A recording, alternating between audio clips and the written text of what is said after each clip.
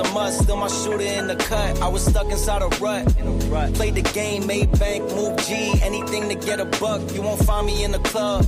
I'm in the lab trying to sharpen up the sword. Swinging blades at these scrubs. Bitches flock like bugs to the light. Getting right. Treat my hoes like these raps. I don't really got a type. Off top bullshitting. All I needed was a mic. Yeah. Hey, pass the rock. It's all butter. Pack your bags and take flight. Don't worry, it's all covered. Hey, live your life while you can. Our days are all numbered. Rain could cause thunder, but the sun comes after, clearing up the disaster.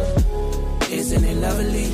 I ain't looking back and focus on what's in front of me. Everybody dates a number, but I'm still here luckily. I know that God got me, so I'm in good company. Like, yeah.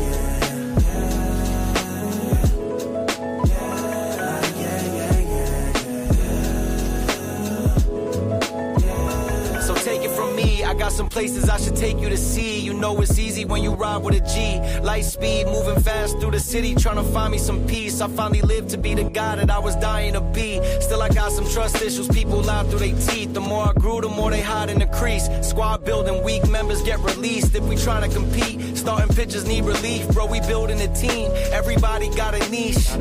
I've been known to play mine to a T, but it's time for me to lead. Picking dirt right out the cleats. Steep path, roadblocks in the streets, trying to knock me off my feet, cause the devil never sleeps. So I don't sleep too, and trying to breach safes that I didn't have the keys to. We all been victims of trauma we ain't agreed to, but the sun comes after, starting up a new chapter. Isn't it lovely? I ain't looking back and focus on what's in front of me. Everybody dates a number, but I'm still here luckily. I know that God got me, so I'm in good company. Like, yeah.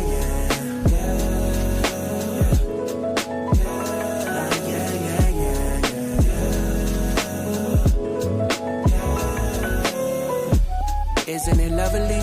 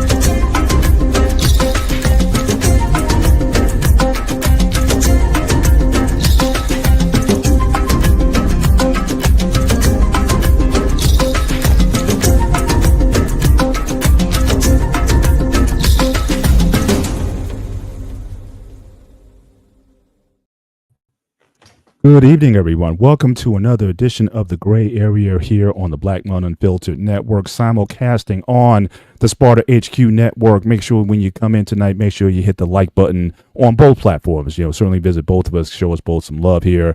I am Mr. Bennett, joined by my partner, as always. Uh-oh. Didn't start. We'll give you a chance later. Just drop it when you can. But I'm Mr. Bennett with my partner, as always, the Ghost of Sparta, a.k.a. Peter, a.k.a. Paniotis. Yasso, my brother, what is going on? My computer better go out the window. That's what's going on. That bug monster, hits all of us from time to time. So I definitely understand that. But certainly thank everybody for being with us tonight. See the actual King Smith in the building. Hope you're feeling better, sir, and getting yourself in shape. My man's going to be going to my dream vacation is to go to Japan. I know he's gearing up for that. So again, salute for you being in the chat tonight, sir. Good to have you on. And so you can't blame this on me, but again, hope you're doing well. You and Michelle doing your thing. And I gotta go. I gotta show them love. Make sure you guys go check out the King and Me, the King and M.E podcast. They do a dope show on Monday nights, and really showing relationships and whatnot. And they're showing it. They're doing it. And really appreciate the intellectual conversation that those guys have. And in fact, I could probably look to them for a part of the topic that we're going to be talking about tonight, talking about interfaith relationships. But make sure that you go there and certainly patronize that channel and show them some support. They're really doing some quality work and content over there. And again, I certainly, when you come in tonight, make sure you drop a Cash App on the Black Men Unfiltered Network, or certainly support our super chat. So you see our super chat scrolling at the bottom of the screen. We'd appreciate any support that you may give us in this space. But we want to talk today about interfaith marriages. This was this is one of my topics.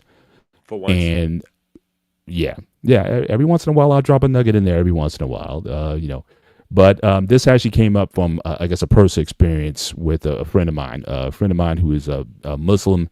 For the first time I went to a Muslim, I don't know exactly what they call it, funeral or homegoing. I went to one for the first time. And one thing I remember of him was him and his wife, they were married for a lot of years, over 35, almost 40 years probably.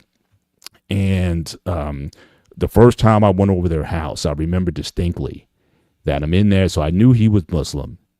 But when I was looking at, sitting in their living room, they had these Awake magazines on the table.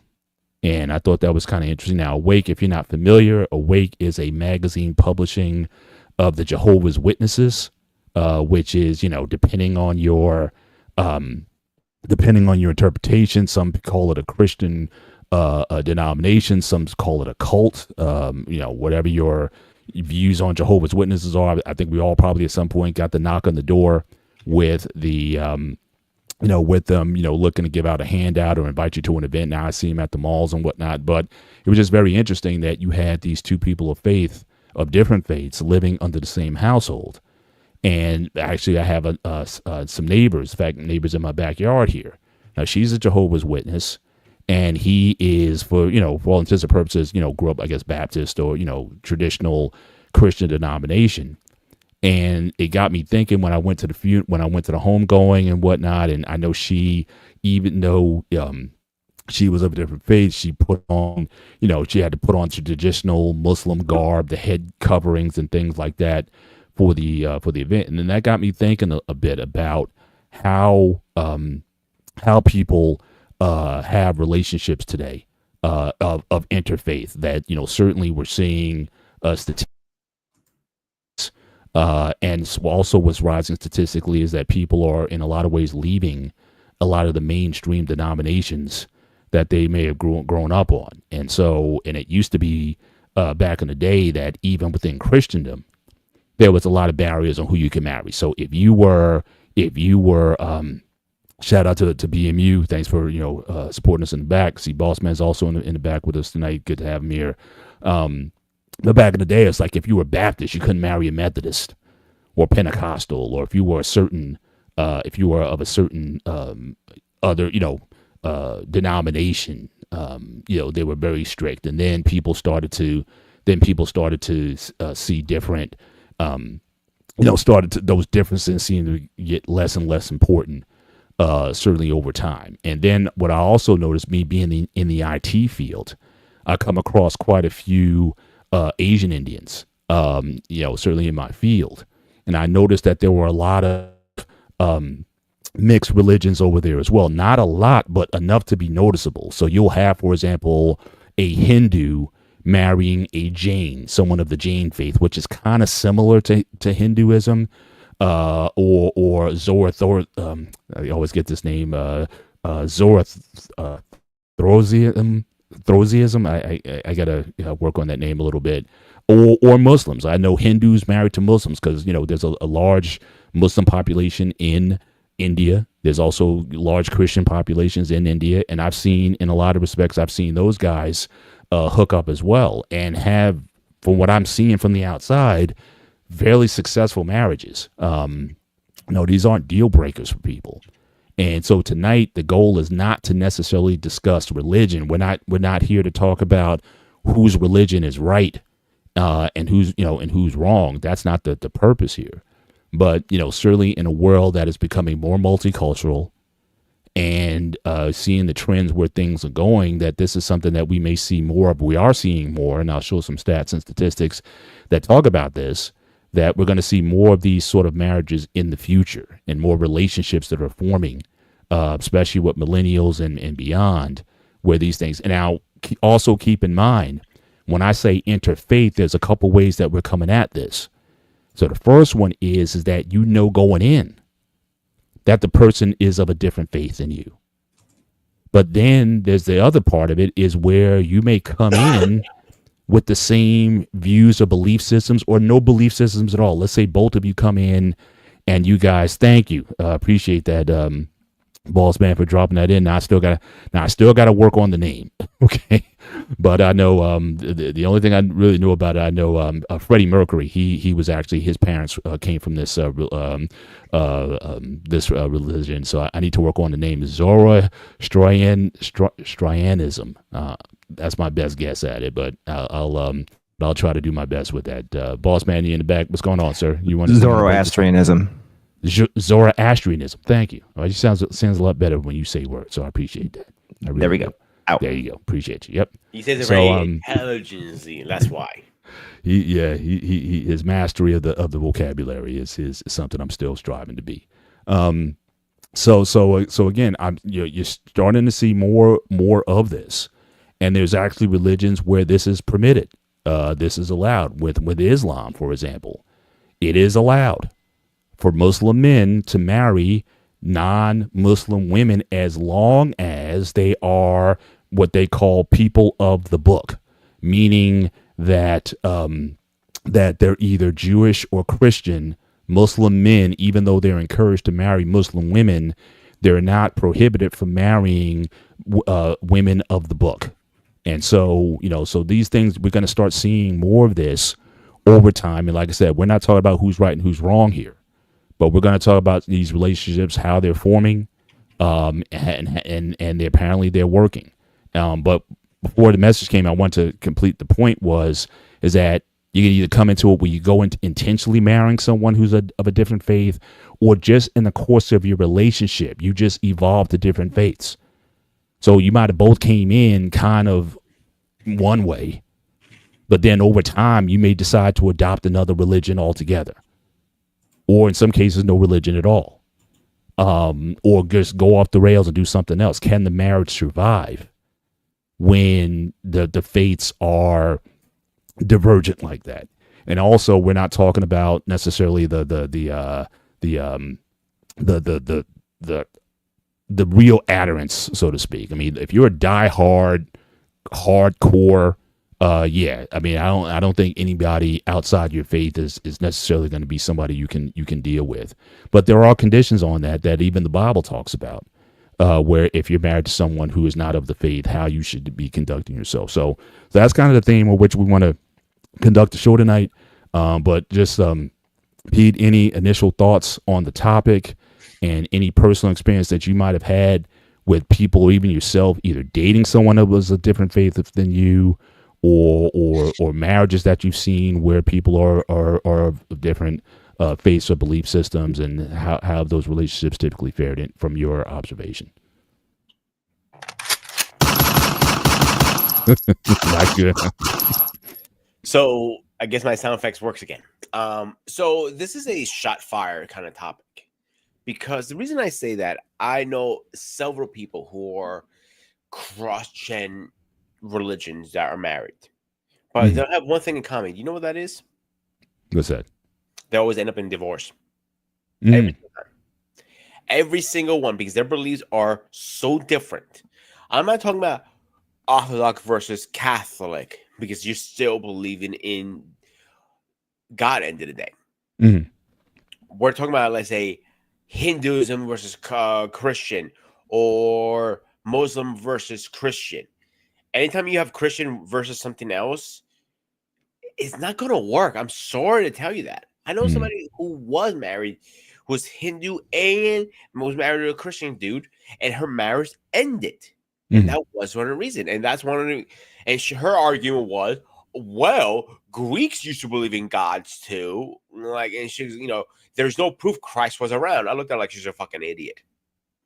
She literally told me Christ, and like she had like 5 heads. I'm sorry to tell you that. Like, I'm not going to sit back and tell you. I'm not going to sugarcoat it. If you really think Christ, it wasn't like, at least we have evidence Christ was around. I know I'm taking this a little more personal than I should be, because I am taking this personal. You opened Pandora's box tonight, Paul. So get ready. Well, like I said, the goal tonight was not to talk about religion or any particular religion in and of itself. Yeah, but I got the fact here. Gotcha. Yeah. Because this has been a topic on my mind for not only today, but in general, because this has been going on off and on for a while. Not only with our peers, myself, you guys on our YouTube journey here. No, it's been going on for years. I personally think if you're going to date someone who is not the same faith, then just do a civil marriage and call it a day. It's just better off. Because once you're at the religion thing, it messes things up. Yeah. It's just too much fire to the fuel, in other words. Yeah. I mean, Boss Man, he had a comment earlier. Certainly his father is Muslim and his wife is Christian. They're working together, lovely. Like I said, I've seen it up close of these marriages, how they're able to. What's that? Can I give you another example? Sure. You remember Hashim, who used to come on the show once in a while with us? Yeah, on the Hangout. He was married to a woman. I know her as a woman very well. Again, I'm not going to talk shit about her because she scares the fuck out of me. Just a little joke on the side. But seriously, old joke on the side, she is a lovely Christian woman. And I looked at him like, how does this thing work? He goes, we make it work all the time. And I look at him, how? I'm like, it doesn't matter what faith you are. If you love somebody, you love somebody. It's the kid factor was more hard for them to figure out than their love for each other. How are they going to raise the kids and stuff like that? Yeah. And certainly those are questions that, amongst the questions that people who decide that they want to be together, that they want to marry, obviously the raising of children. But again, those are certainly questions that even if you are of the same faith, there can be debates and arguments over just value, what your values, your financial values, how you discipline. I think you guys were talking about that a little bit on the Thursday show. Discipline and corporal punishment, which is going to be an upcoming topic. Actually, next week's show, we'll be dealing with the topic of corporal punishment on the gray area. So your values, even if you're quote unquote in the same boat, so to speak, religious wise, you can still have some issues with how you go about raising children and the like, and whether you're the same faith or of different faiths, you still have to kind of come to an agreement. Says the problem is that two people being fed two different things could cause a clash. She's covered under her leader and not her husband. So again, that's certainly a traditional view, a conservative Christian view, or that people have, that you should be of one household of faith. And again, I'm not even here to debate whether or not you should or shouldn't. I'm just observing and I'm just recognizing that people are doing this at a fairly high rate. In fact, let me do this. Shout out to Anton. Said my wife and I have different areas of Christianity. She has a Baptist but doesn't follow. I'm a Catholic. She's also Black American. I'm the son of Haitian immigrant. So here you have what's an intersection of different things, different factors, different ethnicities, and different levels. And also, you got to keep in mind, even within the faiths themselves, there's levels to this. I remember when I was dating, I said I wanted a Christian woman to marry, but then going out on all these different dates, I ran into a lot of different Christian ideologies. So I dated Catholic, I dated Pentecostal, I dated Seventh-day Adventist, and realized that they had a lot of differences, and certainly these things were of such import to them that it was essentially, I already knew going in that if I didn't come, I know the Seventh-day Adventist, basically if I was going to marry her, or even, and this is just after a couple dates, she was like, look, I can date you, but if we're going to be together, then you're basically going to have to convert to Seventh-day Adventist. So she kind of let me know kind of up front. And I was almost kind of like, well, why'd you go out with me then? And so I guess maybe this was her idea of evangelism, so to speak. I date them, I get them liking me, and then I convert them. I guess that was her strategy of trying to get me to convert to a Seventh-day Adventist, until I looked up in terms of what was going on with that. And so you're gonna have these challenges that they're gonna have to manage. But like I said, the numbers are increasing. So I want to just share some data. I may play a couple of videos. Fair use will be enacted for these videos, and so all religions have been laid down. Nah, I wasn't sleeping with him. This was just the first date. This was a low time. This was coffee or dinner. This is the guy who likes lightning bulbs up his ass. So we're not going. I just did. You can't do it. But for real though, so even within the bodies themselves, the faith traditions, there's divisions there. And I think for some people, they get to a point where, again, do those differences, whether you're Baptist, Methodist, Episcopalian, Catholic, or whatever, do those things really matter at the end of the day? And so some people are making those realizations, and it's affecting how they go about dating people, and they're not going to shut somebody off just because, they don't go to the same church that I do or follow the same faith, as long as we have the same values. As long as they got the same values, then it's good. But let's get some data. Let's get some data. Just to kind of open up the conversation a little bit. So as I was saying, so again, this is from 2015 Pew Research. So again, marrying a faith is still common. Nearly 7 in 10 people marry people who share the same religion. But in comparison to recent and older marriages, having the spouse of the same religion may be less important to many Americans than it was decades ago. So again, people's views on religion itself is changing, and that could certainly be having an impact on how people marry. So you see here, this chart here highlighted. Now, again, you have certain groups like, again, Hindus, Mormons, Muslims. They generally tend to marry people within the same, with Jews and Christians, or people who are religiously unaffiliated, less so. But the big trend you see here, prior to 1960, the numbers were very high, very over 80%. People tended to marry those who are of the same faith, but that number's dropped down to into the 60s by the 2010s. Where people started looking at looking outside, or marrying people who may be unaffiliated with the faith, or potentially someone who again of no faith at all, but again because they have certain values and whatnot, that they feel that they're able to get along, or that those things aren't barriers to them coming together. Again, Pew Research here: 1 in 5 adults were raised in interfaith homes. In the United States. Again, this was from 2016. Again, so that's been changing as well. Here's from Psychology Today, where again, interfaith is becoming common, but ask the question, do they work? So again, it says here the number of interfaith is increasing. 20% of Gen Xers have interfaith marriages compared to 27% of millennials. So again, so it could be a generational thing.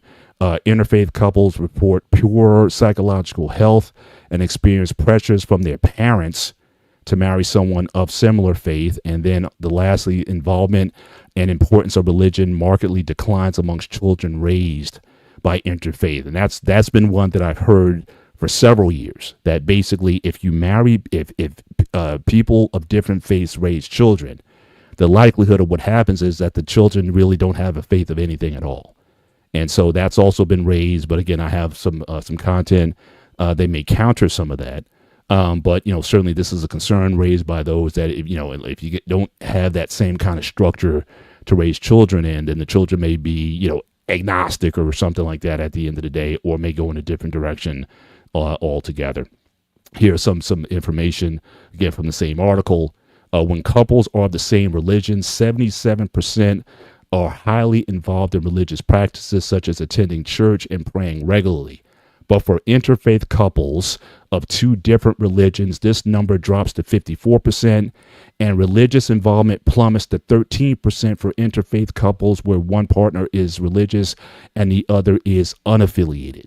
So it seems like even for those who are of interfaith, meaning both parties take their faith seriously, even though they're different, it's still much higher than that, than say if you marry someone and that person really isn't religious at all or doesn't identify with any kind of religious background. But what's being shared here is that, again, the more same you are, it does seem to have a stronger, you tend to have a stronger bond when you're practicing the same things. Another part from the article also found that religion was less important to children raised by interfaith couples, whereas 43% of the people raised by similar religious parents said religion was very important. Only 30% of people raised by interfaith parents said it was very important. If one parent was religiously unaffiliated, only 9% said that religion was very important. So again, we're drawing a distinction between people where both parents are religious but different, and also where where only one parent is essentially religious or affiliated and the other one isn't. And the last point that's being made here is, interestingly, most children of interfaith couples report that their parents not arguing much about religion, and people tend to believe that other variables such as similar interests and satisfying sex are more important to successful marriage than shared religion. I thought you might like that one, because generally, for some people, if the sex is good, if you could live with somebody, got similar interests, and the sex is good, is that enough, essentially, for you to kind of stick it out, or will that be ultimately a problem at the end of the day?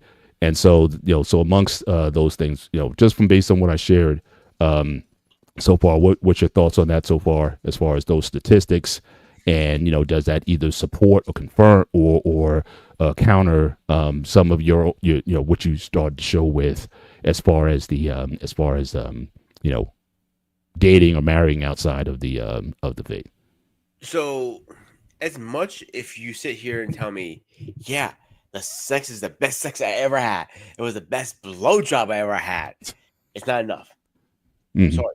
It's the physical is never gonna be enough, because your beliefs are so opposite. You can be butting heads all the time. Like those animals that ran rams that charge and ram head each other. That's how your marriage is gonna be. And I don't want that kind of marriage personally. And I don't think you ever wanted that either, Paul. If your wife wasn't Christian, you would probably saying the same thing right now.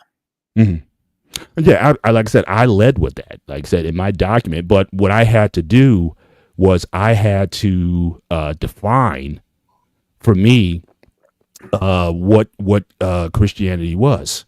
Now, I said a person doesn't have God. I have no idea how to make a marriage work.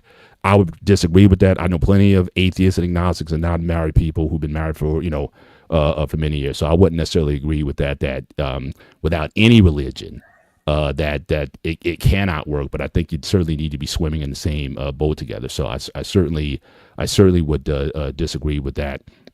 but religion can other things said it doesn't matter. So again, I think Bossman and E-Man are getting into a little bit, but yeah, but see, I was specific. Like I said, I'm not saying, and the point of the show is not to say whether or not you should do or not. I'm just observing that I'm seeing more of it.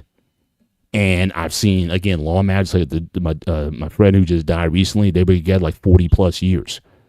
And so how they were able to make that work, the parameters with which they were able to do that was always interesting, but I never had the opportunity to really question them about it. But I know my neighbors in the back here were, again, the gentleman, he's Baptist and the wife is Jehovah's Witness. Certainly, he talked about it some. And for them, I guess they just boiled it down to this idea of respect. That the idea is that, look, I respect her right to go to the Kingdom Hall and do her business or whatnot. She respects mine. Sometimes I go with her to church, and sometimes she comes to mine. Now, again, would the hardcore adherents of those faiths agree with those practices? Probably not. But nevertheless, they were certainly able to have that thing going. Yeah. So again, have a cousin who's Catholic and his wife is Jehovah's Witness. Again, very different views, very different ideas on God, very different ideas on Jesus Christ, But very here's different the thing, ideas Paul. overall. But still, I've seen these kind of relationships work. So hang on a second, Paul. These both religions might be different in the same way, but they're still under Christ and God. Now, Well, if you- I would say with Jehovah's Witnesses, not as from what I know of them, you can say words like Christ or whatever, but then when you ask them who Christ is or what Christ does, Mhm. it's different. It's like you're talking about the two different people, even though they share the same name. At least in my experience with talking to them or tracks or anything that's been shared about them, again, it's different. And for a lot of them, it's different to the fact I know, in fact, one of my best friends to this day, when we were in college, he dated a girl all 4 years who came from a Jehovah's Witness background. And I thought that, certainly, and he came from a Catholic background. I thought that they would, they were so good together, but at the end of the day, they had to break. Because at the end of the day, it was not going to happen until he converted to Jehovah's Witness. And why that conversation wasn't early on, or maybe they thought that the love was going to be enough, or whatever it was, it just couldn't go any further because they were at this impasse where it was at graduation, and it's like, okay, are we going to take this relationship to the next level? And for them, the next level was going to be marriage. And, that was a condition that she wasn't willing to cross. And in fact, I know a lot of girls like that who were like, they would date you, in other words, you kind of go out and kind of have your fun. But when it came down to who you were going to marry, it had to be a person of that faith. And so in a lot of relationships, I've seen some end at the same time. And so again, I'm approaching this from a matter of observance, not so much about endorsement or what have you. And like I said, I know that for certain people, they feel very strongly when it comes to their faith and who you should hook up with. Like I said, I have my own, and I would favor being equally yoked with someone who has your, who shares your faith. I think that's, for me, certainly it's very important. But for some, it's a different conversation. It's a different ball game. But let me play a couple of videos that I have here that will certainly give some insight in terms of, again, just what the data may be showing statistically in terms of people who are entering in these type of relationships and some of the things that have been observed by the author. I'm just going to put quickly up here. I'm going to put the fair use so that I make sure that I don't get into trouble here. I'll put the fair use up here, and I'll try to share my screen. And let's see here. Okay, so this first one here, data on interfaith marriages. So let's share. And let's see what we got here.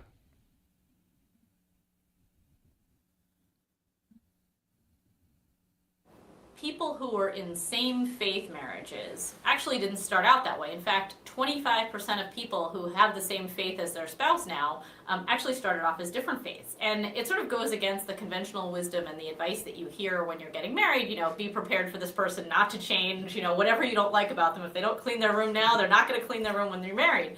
But apparently religion is very fluid in these marriages. And whether they've decided to be one religion for the sake of the children, or whether a husband or wife just becomes convinced over the course of time that their spouse's religion is really the better one or the more true one, they've decided to change faiths. And sometimes it takes a long time for it to happen. I interviewed couples who had been married for 20 years before one spouse decided to convert to the other spouse's faith. And I don't know, I guess the lessons is patience maybe pays off. Okay, so this kind of speaks to what I was saying before regarding the how you enter this thing. So some people make the case. I'm trying to drop this down. Some people make the case. Those who go into it actively, knowing, okay, I'm marrying a Muslim woman or a Muslim man or something to that effect. Whereas some, like I said, over the course, if you're going to be married over the course of time, it's not surprising sometimes that people get more serious about their faith than maybe early on, or maybe they start thinking about things differently. So what happens? So if you're in a situation, you get married in the Greek Orthodox Church, you go through all of that, and over life and time, what if she starts thinking about maybe becoming a Protestant or something, or a Jehovah's Witness or some other faith physician, or you for that matter, starts to change, where what you might have started with may be different over time. That can be interpreted as an interfaith situation. How would you live with that? How do you deal with that? Is it worth the marriage not to at least try to make a situation like that work? So what would you say in that situation where, as in the video was talking about, that, yeah, your faith can potentially change over time? And maybe you guys might get on the same page later, or maybe you guys may drift apart down the road. But how would you deal with something like that? What do you think about that? I think we're going to drift apart no matter what at that point, because our beliefs are getting so left and right. Mm-hmm. Like, I dated a Jehovah's Witness. I dated a Hindu woman. And you dated a Jehovah's Witness? Yes, years. Wow. What was that like? Horrible. Okay. Horrible. Okay. I know Paul said in a comment, like, Jehovah's and Orthodox are similar, or some of those factors. They're night and day, actually. We're so completely far. We don't harass people and knock on their goddamn fucking doors. That's why I had a 50 caliber shotgun ready to go for them. But anyway, that's a different story.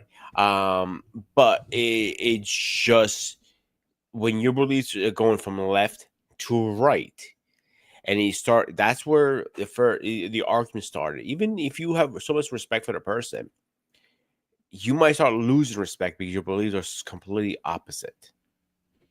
That makes sense. Yeah, they have certain beliefs. Yeah, blood transfusions and whatnot. Go back to the last comment for a second here. I want to touch base on that. Mm-hmm. So it's in here. When is it? Don't donate or receive blood. That's true and false at the same time. It depends on how hardcore the witness is. If they're like very hardcore, yes, they will. If they're very hardcore, they will not donate or receive blood. But they're also a type of witnesses like, this might save your life. If they're very hardcore, they might, do that with their elderless permission. It's a weird one. You know what I'm saying? Mm-hmm. Yeah. And again, so E-Man, he's making his, again, marry someone who is of a different faith than you. Now, again, that, like I said, that scenario is it's growing, but certainly, like the video was saying, more likely what tends to happen is, again, you may come in entering on the same level, but certainly, and he's saying here that he's not saying you can't date someone of a different faith, but should you marry? But that, at the same time, I would ask this. Now, again, if the purpose of dating is to marry, then again, why would you do that? And I think a lot of people, what happens is, again, you get to a point where you get so caught up in somebody, right? You start to develop feelings for someone, but now religion is going to be an issue. And some couples can get over it. Some people capitulate to the one faith or the other, or some people decide that they're going to live peaceably under the same household of these two different faiths. I've seen all three of them. But certainly, if you believe dating is for marriage, or that with the intent to marry, and if your faith is that important to you, yeah, then I would think that you would not go out with somebody who's of a different faith. And I'm not a believer in what's called missionary dating. Like I said, someone tried to do that to me one time. Like I said, that Seventh-day Adventist I went out with, I am not a missionary dater. We got to be kind of on the same page, or at least willing to go in the same lanes. But if you're dating me with the intent to convert me, then I can't. I don't think that's fair, and I think in a lot of ways, I think it's dishonest. To be honest with you, at the end I'll be of the honest day. with you, is one girl I was talking to. It didn't last them more than 3 hours, and she told me point blank, like, "Listen, if this is gonna work out, you got to convert me Jewish." I'm like, "No, not happening." She's like, "I didn't know she was Jewish when we first having a conversation." So she goes, "Listen, I really like you, blah blah blah." Well, after the 3 hours, she goes, "I'm Jewish, and I expect you to convert." I'm like, "No, it's not gonna happen." No, she goes, "I don't. Maybe I made myself clear. You're going to. You have no." Now she's at this point. She's getting ready, demanding, and ready, controlling. I'm like, "You don't understand where I'm coming from. You can kiss my hairy Greek shiny ass." I went to her at that point, like, and I hanged up on her, and she's blowing my phone up, like, "How dare you hang up?" Oh, it was a whole thing. But I would not expect anybody to change. Like, I won't expect you to change. But if our beliefs are not on the same length, I don't see the point of it, bro. I really don't.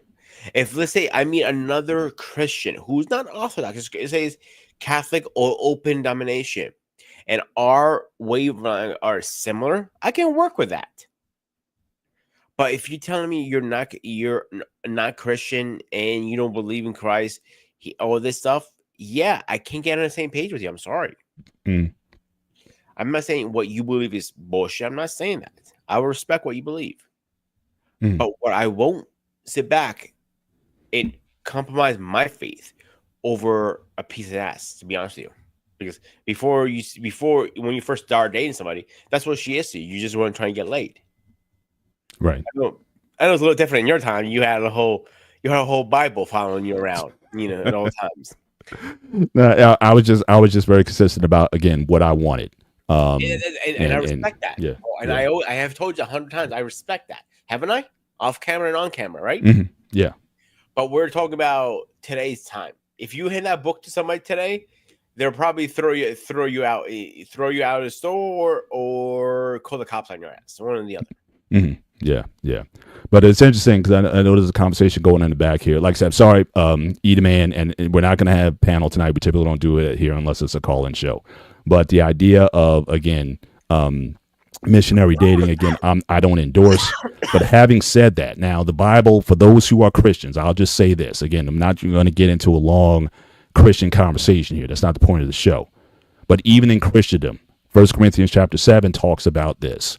That let's just say if you have an unbelieving spouse, so let's just say you came to faith. So let's say if you both didn't believe, and let's just say one of you comes to faith in Christ.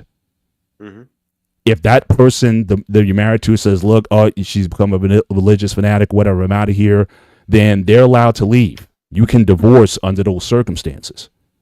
But if the person wants to stay, then you're supposed to stay with that person, in part because the fact that you are a Christian, you should therefore be a better person. And if through your actions, through your life, you could very well win that person over to the faith, that is a reason why you should stay. So it doesn't mean that, okay, well, because I become a Christian, I can't be married to you anymore. No, if the other person wants to leave, they can leave. But as long as that person wants to stay, then then certainly they can, your responsibility is to stay with them. And the fact that if you were hell to live with before, but now your Christianity makes you a better person, a kinder person, a more compassionate and loving person towards them, they may say, hey, you know what? This is pretty good. Maybe I should become one too. If this religion can make you this way, then maybe I need to be the same way also. So in that point, you can look at it as being evangelical in that space. So again, even that would be considered an interfaith or a mixed faith situation. It's not a license to leave if one decides to believe something else. That you can still stay in there and be of witness through your life and through your actions with that particular you could have that conversation. But if somebody do me a solid and highlight school wife's last comment, please. Yeah. So it says it right there. She dated a Muslim guy, good guy. Don't have nothing against Muslim guys. Like even if you were Muslim, like one of my really good friends, she Muslim. Absolutely. But he was very rough came to the religion. She says it right here. And it's going to be rough because your beliefs are completely opposite. Again, I'm not really familiar to details with the Quran and all that stuff because I focus on my stuff. But with what I do understand, it is a lot more stricter. A lot more stricter than any Orthodox, Catholic, any Christian religion out there. So again, I don't think if you guys are not under the same the wavelength, in other words, I gotta keep saying that tonight. If you're still under Christ, okay, maybe you're different. Like maybe it's baptism versus Orthodox. Okay, that can still work because it's still under Christian. But you're talking about Muslim versus Christian, I don't think that's gonna work. Or Hindu versus Christian, gonna work. Well, it's interesting. Let me bring up these comments. I apologize to Anissa. I'm going to try to bring you back here. I hit the wrong button when I was trying to highlight your comments, so I'm trying to get you back in. But that was my error. I'm trying to get you back here. Boss man, if you could help me out in the back, see if you can get Anissa to either restore so she can come back and post. I did not mean to. I meant to highlight your comment, and I by mistake I took your comment out. So if you can help me, boss man in the back, try to get Anissa back in the panel. I appreciate that. Yeah, that was my error. But just going back to the slides. So I wanted to talk about that. Let me just move to, so this is in Islam. All right. So again, traditionalist interpretations of Islam, the permissibility for Muslims to engage in interfaith marriages as outlined by the Quran. It is permissible, albeit discouraged, for a Muslim man to marry non-Muslim woman as long as they are identified as being part of the people of the book, Jews, Christians, and Sabians. It is not permissible for a Muslim woman to marry a non-Muslim man. Thus, traditional interpretations of Islamic law do not recognize the legitimacy of a Muslim man's marriage if he marries a non-Muslim woman, but if she is Jewish, Christian, or Sabian. On the other hand, a Muslim woman may not marry a non-Muslim man. Additionally, it is required in Islam that the child of the interfaith marriage must be Muslim. Okay, some additional information here in terms of the conduct. So if it's a Muslim man and a Christian woman, it says, in the case of the Christian-Muslim marriage, which is to be contracted only after permission from the Christian party, the Christian wife is not to be prevented from attending church nor from engaging in her own prayer and worship. This will be according to the Ashtanim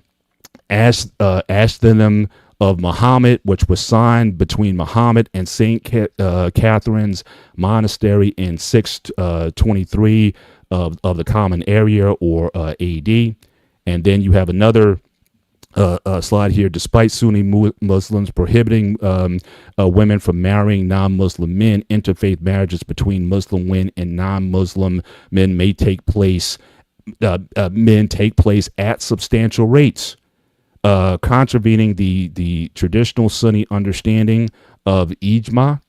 The modern tradition and reformist and progressive Islam has also come to prohibit marriages between Muslim women and Muslim men. And I'll just skip down. I want to just read this for in the United States, about 10% of Muslim women are married to non-Muslim men, and about 1 in 10 Muslims are married to non-Muslims overall, including about 1 in 6 Muslims under the age of 40, and about 20% of Muslims, and I can't get the slide here, but again, it's even in Islam. Like I said, it is permitted according to the Quran. And it does happen, and you just mentioned with your friend earlier that it happened with him, as well. And it so, is funny. You know, when I first met him, I was an asshole. I'll be honest with you guys. I go, Hashim, like, I got a question for you. He goes, I'm scared to ask, what is it? How many wives do you have? The return I got the finger in return. I got one. And like, that's the old school mentality back in the old land, he says. Some do practice it here. We have like 5, 6 women wives. But one thing he did teach me, and I kind of hard time believing, not hard time believing it, but hard time seeing a American woman go through this. You know, say that because he even told me in the Muslim religion, the Quran or whatever you want to call it, the man is higher at all times. The woman is so below him. He's not even when they do go to, I think it's called temple. I'm not sure what it's called. A mosque for Muslims is a mosque. Yeah, they're separated. Men up front, women in the back. Correct. Yeah, it's separated by a wall too. So to me, I find that strange personally. Like, well, again, even now in the Christian case, she can opt if she wants to go to mosque or not to be with her husband. But again, as you said, they're going to worship separately.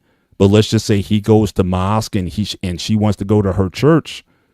She must be permitted to do so.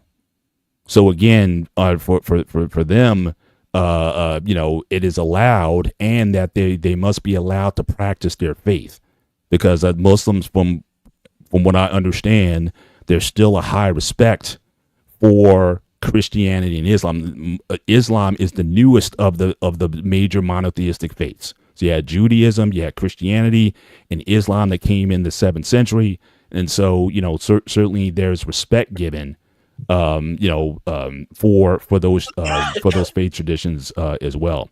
But I have another video that talks about the video. I want to make a comment what you said. You said the Muslim faith is the newest one. Is the newer of the three. Yeah, people of the monotheistic faiths, if you want to talk, you know, between Judaism, Christianity, and Islam. Islam is the newest of the three.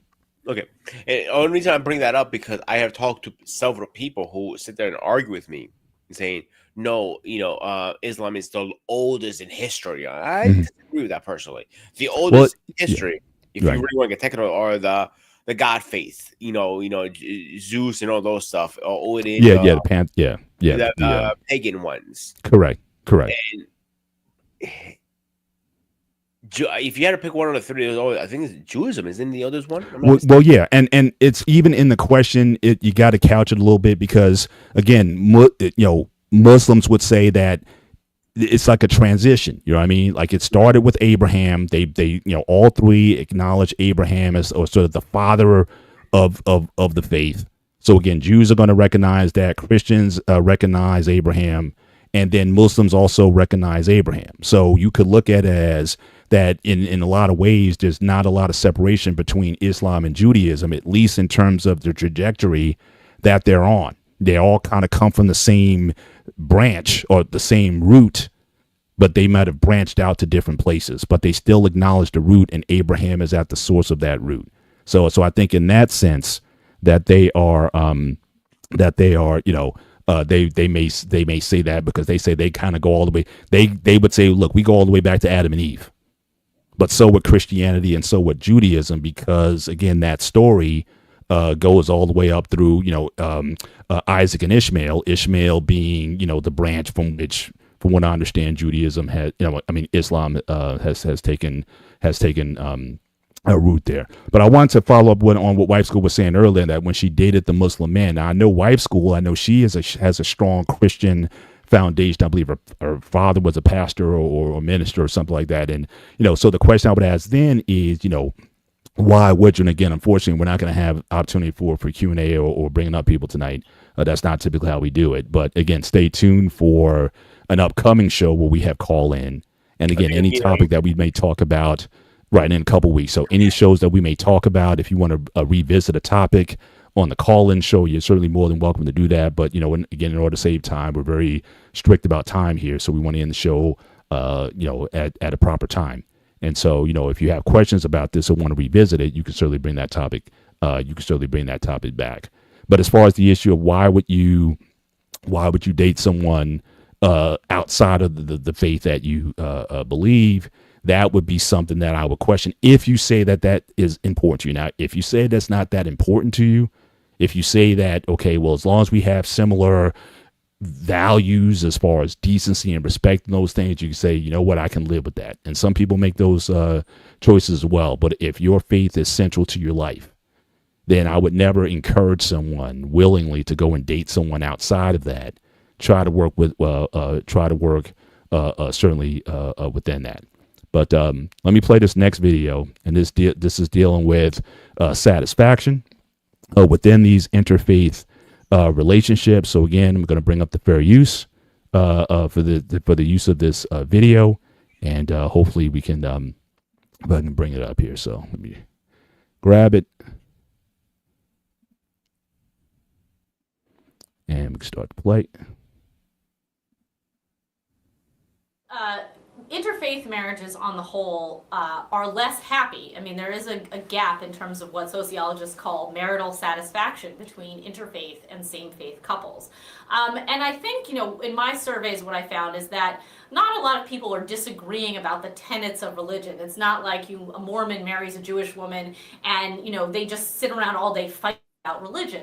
But religion affects a lot of our day-to-day practices. It affects how we spend money, where we send our kids to school. It might even affect what community we decide to live in, how we spend our time. And those are the kind of things I think that affect marital satisfaction rates over time. So for instance, I ask people about their religious attendance. The person who attends church in a marriage is much more unhappy than the person who stays home. They're at church stewing where probably the husband is at home watching football and doesn't really care.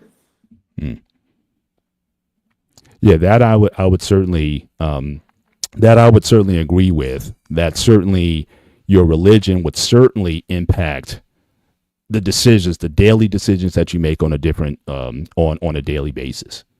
And again, if you're in a situation where you're with somebody who where that's going to be a conflict, but at the same time, again, even though it's of the faith, I mean, most marriages end because of finances. Would you agree with that? Oh, yeah, 100%. So it doesn't matter if you're of the same faith or not. The bottom line is you have to be on the same page. So the question would be then, let's say if you're of different religions, but can still get on the same page, then can that situation work? Or for those that it's working, because I think it is working under many circumstances. Is that really the key to a successful marriage? Not necessarily the religious foundation that you may have, but the values that you get from wherever you got those values from, and is that really the key to it? But you could be married, so you can go to church together on Sunday, but still come and fight in the car home over where we going to get the money or where we going to spend money on this or that or what have you. That can certainly happen as well. So is it the religion per se? Or is it the fact that you guys can't get on the same page? What do you think about that? So the one girl I dated was a witness. I was very young. I keep you that in mind. When we did talk about religion, it was an argument always. She thought she knew more than I did. But I was like, Paul, you know me for a while now. I'm very educated into my own religion. Correct. And she's trying to school me. Keep that in mind. If you think I was an asshole now, I was a bigger asshole back then.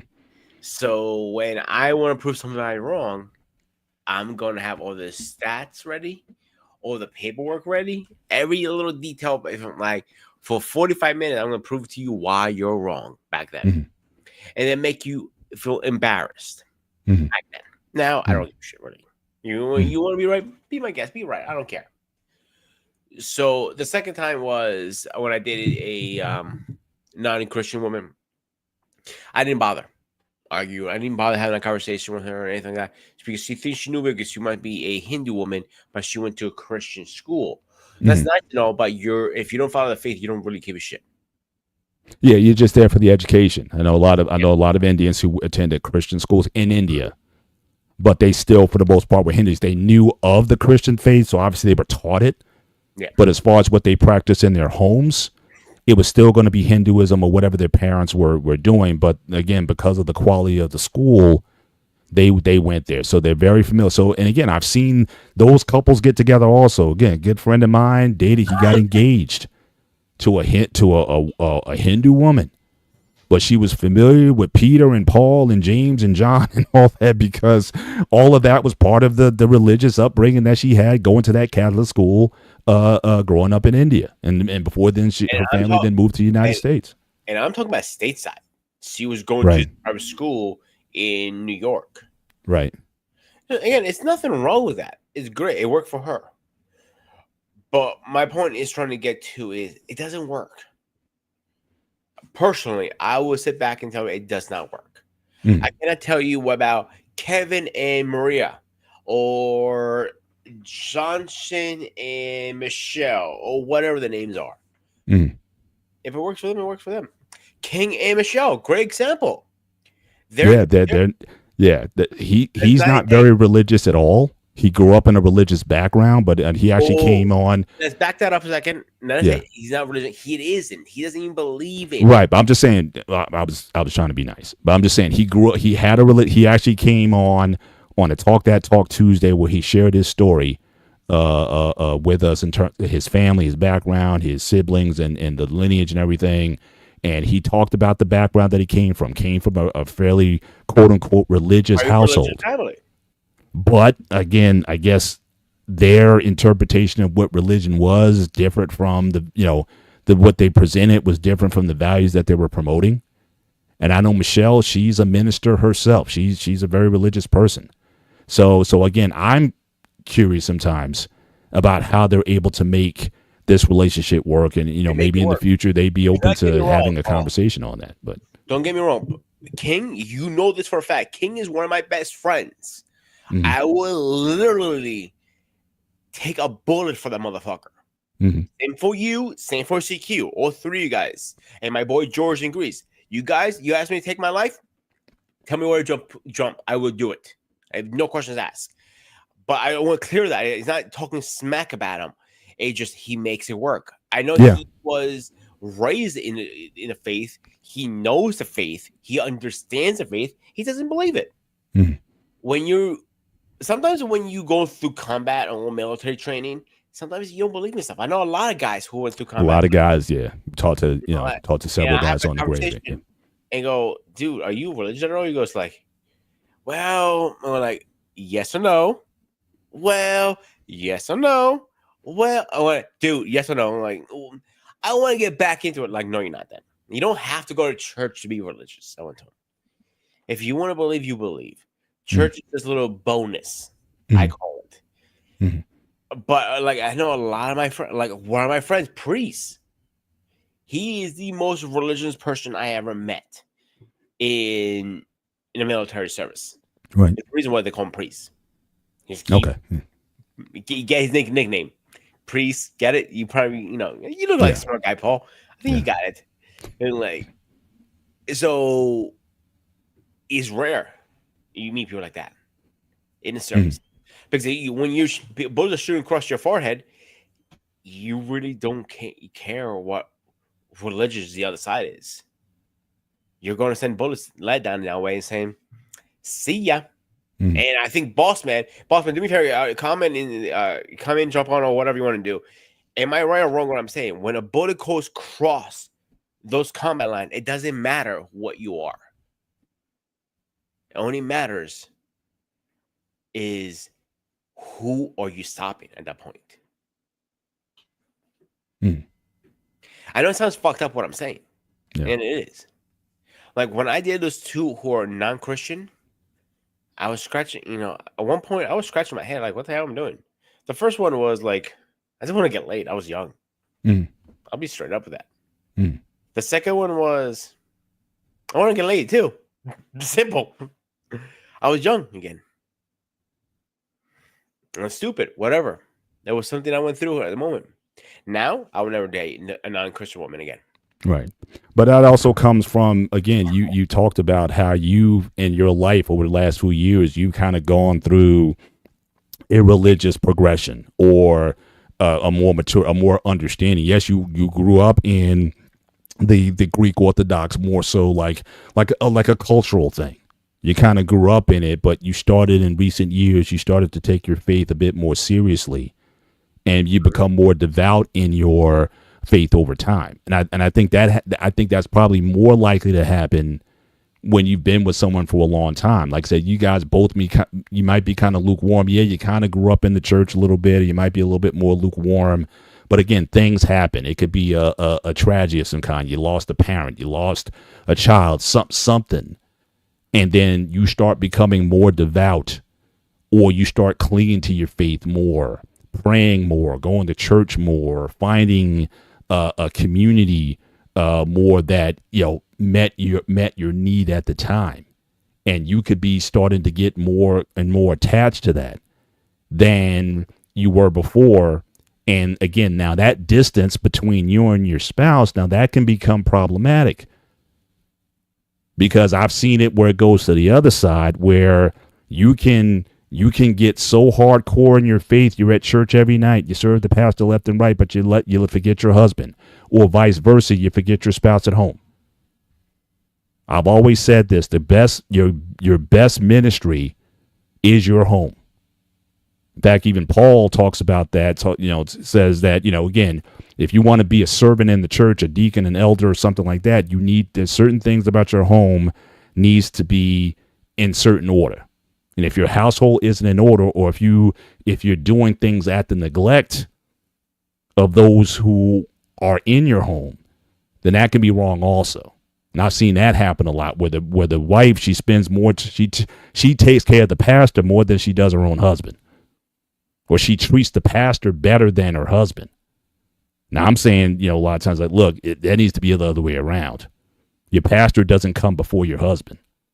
And if I was the pastor, I would tell that person that. But I've seen that a lot, where it's almost like, that can create. So again, that delicate dance that you have to do between, yes, you want to serve God, or you want to serve in the church, and you want to do everything, but you're at church 5 days a week, and anywhere the pastor goes, you're going with them, and then you're not spending time with the family.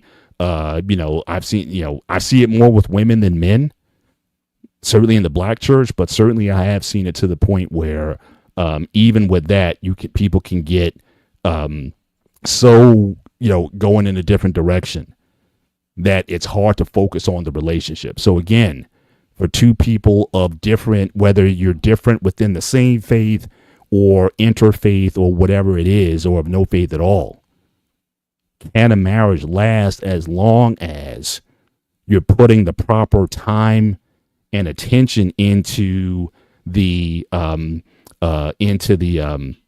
It's not a stretch. Wait a minute, you're there Sunday. First of all, you're there 3 services on Sunday.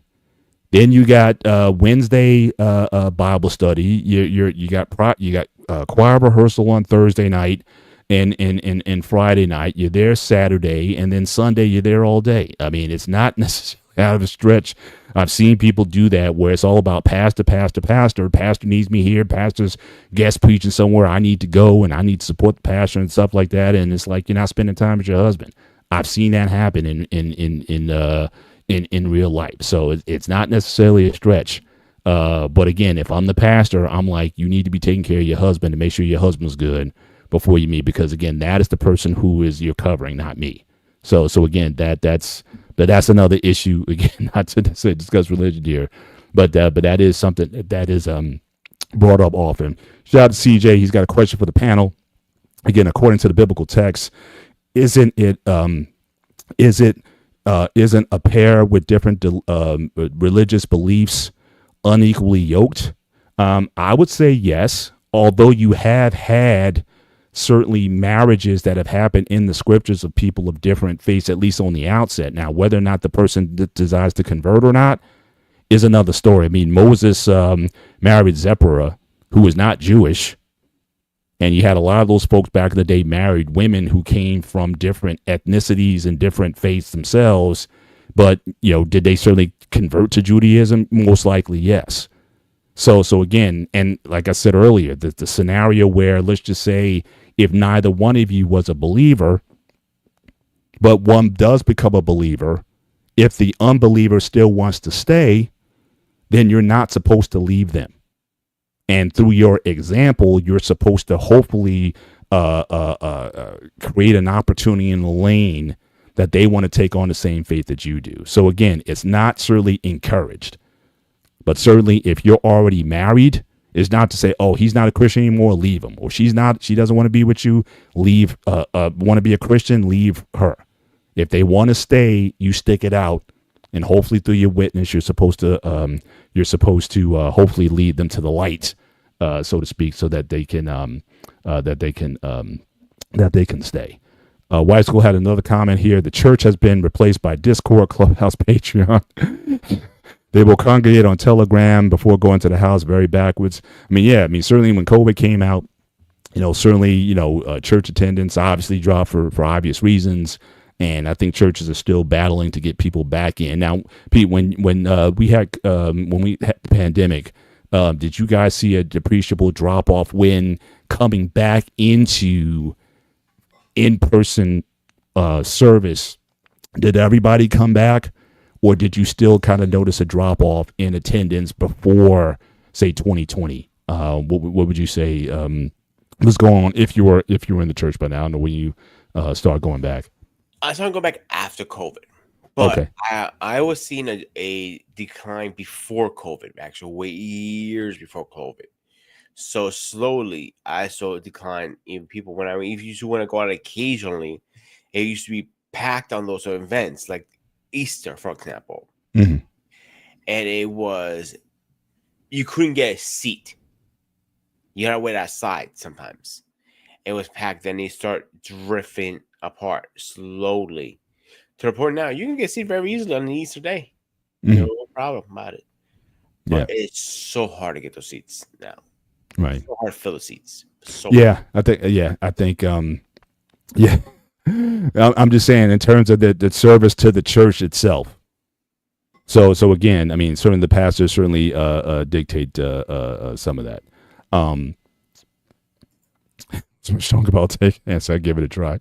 But yeah, certainly I think a lot of churches were struggling with getting attendance back up to where it was pre-pandemic levels.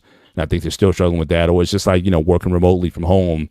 A lot of people start to like it. And then, some people now, they won't take a job unless it is a hybrid, especially if you're in the IT industry, would take a job that's hybrid or what have you, trying to get you to go back into the office 5 days. Although a lot of companies are trying to get people back in the office 5 days a week.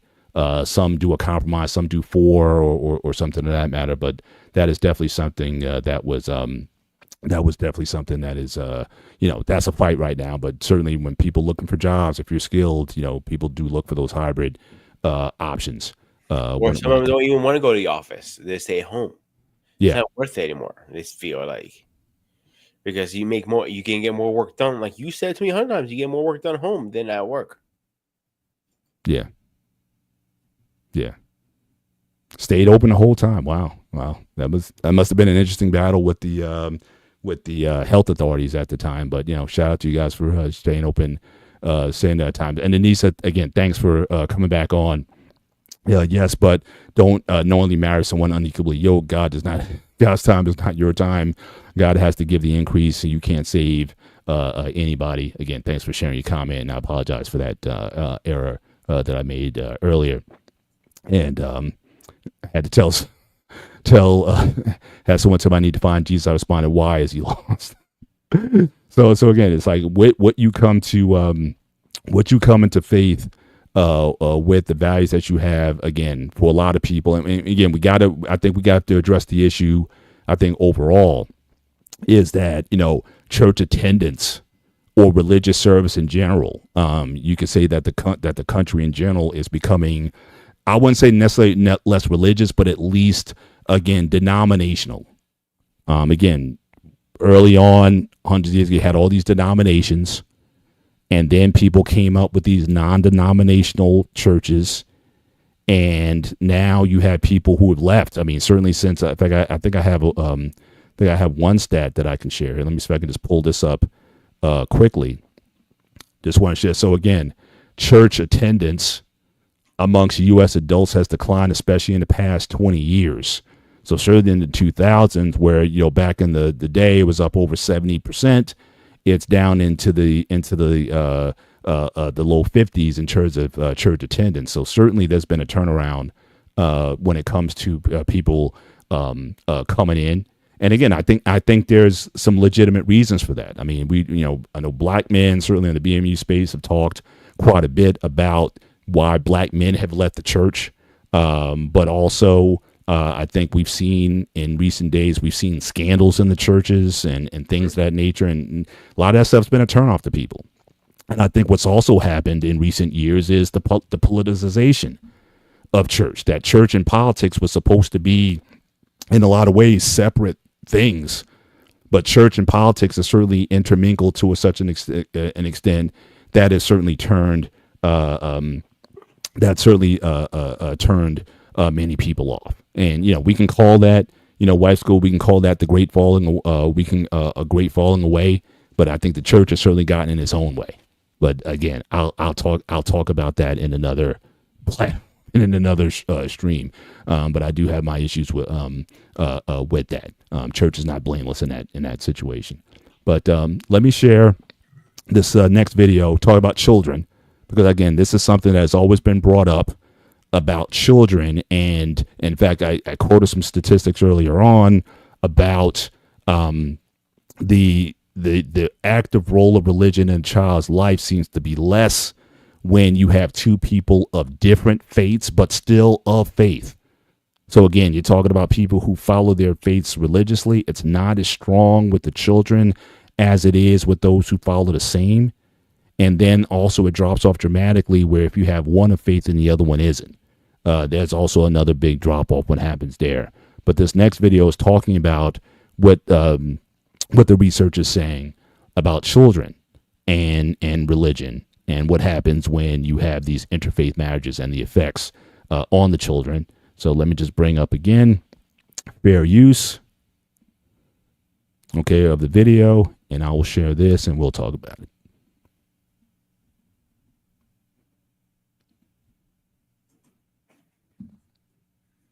Okay. Well, for better or worse, in America, it turns out that religion is kind of a women's thing, and women are responsible for ferrying their children to and from religious school. They're the ones who are more likely to attend religious services. So children are actually almost twice as likely to adopt the faith of their mother as to adopt the faith of their father. And this has had a lot of interesting consequences. So you see in Islam, for instance, it's considered a patriarchal religion passed down through the father. Men are actually allowed to marry non-Muslim wives as long as they're people of the book, Jews or Christians. But what's happening is that they're marrying out, and then the wife just does what she does. She ends up raising them Jewish or Christian or simply not Muslim, and it's having a huge effect in terms of assimilation rates on Muslim families. Okay. So what's your thoughts on that? I think we could certainly have some agreement there. But what's your thoughts on her commentary? And she did mention what I talked about earlier, that Muslim men are allowed to marry certain women. Again, women or people of the book, meaning if she's Jewish or Christian, you can marry one of them. It is permitted within the Quran and within Islam. And again, as you said earlier, your friend certainly he had done that. But what's your thoughts in terms of the impact on children when you have these homes that are interfaith? The kids more. How are you going to raise kids correctly? Like, you tell me, oh, they can pick what religion they want to. I personally don't agree with that, because if you let them pick whatever religion they want to be, they have no guidance in the world. They have no structure. Mm. They have to pick one. And I think that's the hardest part about anybody who's in this type of relationship, marriage, whatever, is how are you going to raise your kids correctly? Mm. Shout out to CJ Wilkins for just want to acknowledge him for a super chat. The black church has become a foghorn for the Democratic plantation. Last sermon I went to chastised Republican voters, and I haven't been there since. Yeah, I mean, certainly politics has certainly taken place, certainly within the within the church on both sides of the issue, quite frankly. And I think that's something that, again, I got my views on that. I do believe in separation of that. And if you want those 501c tax statuses, yeah, I got my issues with that. But and I think you pissed off this housewife, by the way. What's that? I think you pissed off housewife. I'm just conveying information, but I would not disagree with what she said, though, because it is certainly in the black church, especially. And statistically, we know women attend church much more than men, which, again, for a lot of people, they say that's the problem. Because more women are attending church more than men, a lot of the services are then tailored towards women. The messages are tailored towards women and not towards men. And so, again, I've on many occasions fault men to an extent for leaving in the mass numbers that they have, because now, you can't complain if you're not there. So again, my thing is, if you wanted to, there's nothing wrong with, you staying and running the Sunday school or the Bible study, where you could still be involved, but y'all decide to bounce. Again, I'm not judging you for your decision, but then to complain about where things are, so women are bringing their kids to church. I've been in church for 30 years.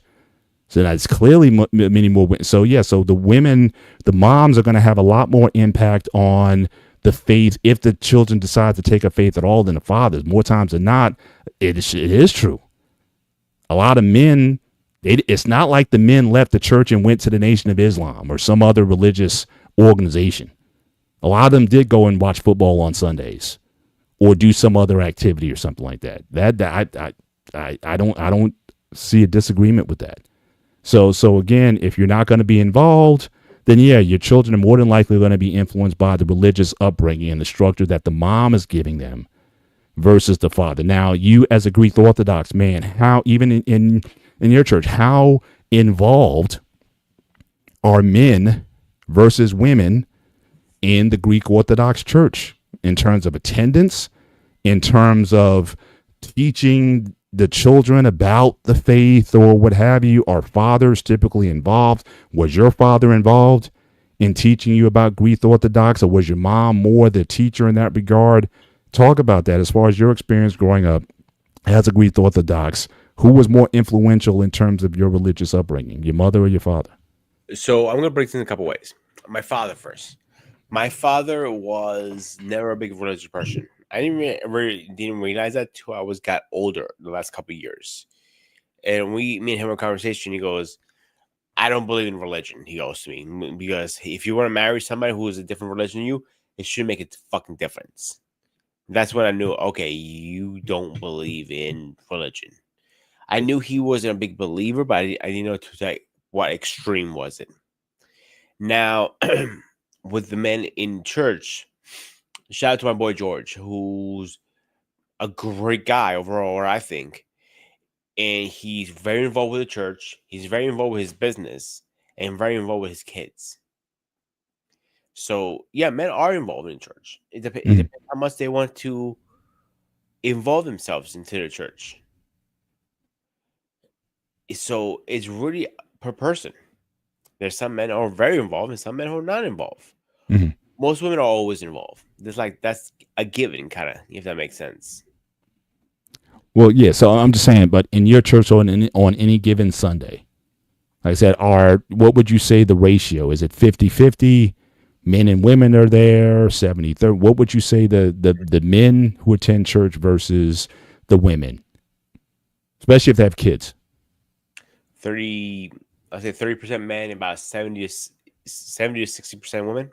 All right, so again, so aligning with what she said, the fact that women more so than men go to the churches, then the woman more times than not is going to have more of an impact on how those kids, if they decide to accept the faith at all, it's the woman or the mother is going to have more impact over that because she's, the primary caretaker of the children.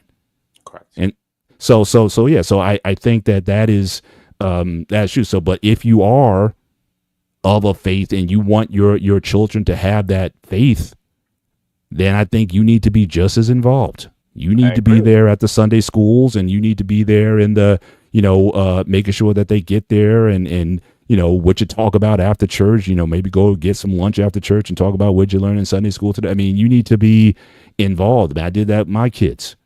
And even to this day, I'm their resource when it comes to, anything spiritual that they need to talk about. They come to me first. So again, you need to be involved, certainly in that. Now, a lot of guys say, well, do you need to go to church to get that? Not necessarily, especially not today with all the information that's available.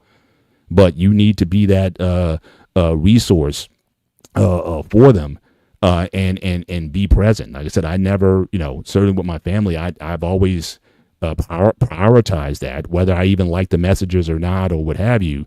I was going to be that for my children. That we go to church on Sundays, and it wasn't really a discussion until they were adults and that they make their own choices now. But yeah, we made sure, my wife and I, we set that standard early on, and that was just something that we just do. We do that in this household. So I think you have to be intentional about that.